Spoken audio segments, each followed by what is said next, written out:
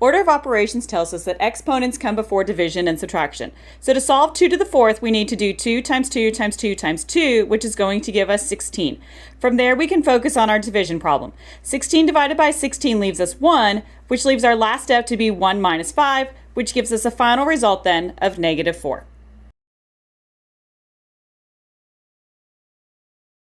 Order of operations tells us that exponents come before addition and subtraction, and we need to work from left to right.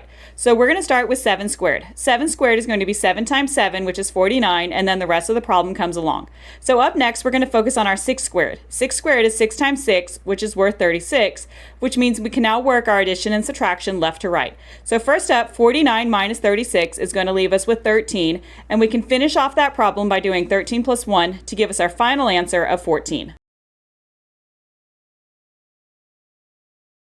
Order of operations tells us to work exponents before division and subtraction, and we need to work from left to right. So that means here we're going to start with 3 to the 3rd. 3 to the 3rd is 3 times 3 times 3, which is worth 27, and the rest of our problem comes along. Now we need to look at 3 to the 0 power. Anything to the 0 power is always going to be 1. So 3 to the 0 power is going to be 1. Now we can continue with the rest of our problem. Division is going to come next. We'll focus on 27 divided by 1, which is simply 27.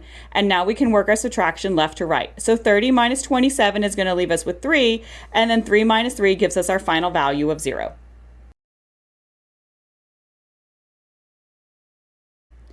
Here we have -10 squared. The negative is outside the parentheses and not part of the value, so that's telling us that we actually want the opposite of 10 squared, or the opposite of 10 times 10. 10 times 10 is 100, and the opposite of that would be -100. From there, we can finish the problem of plus 100, which then gives us a final solution of 0.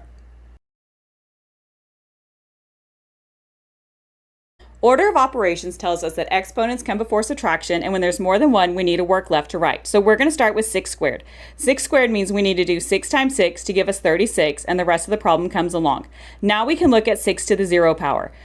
Numbers to the 0 power are always worth 1, so 6 to the 0 power is going to be 1. Now we can subtract left to right.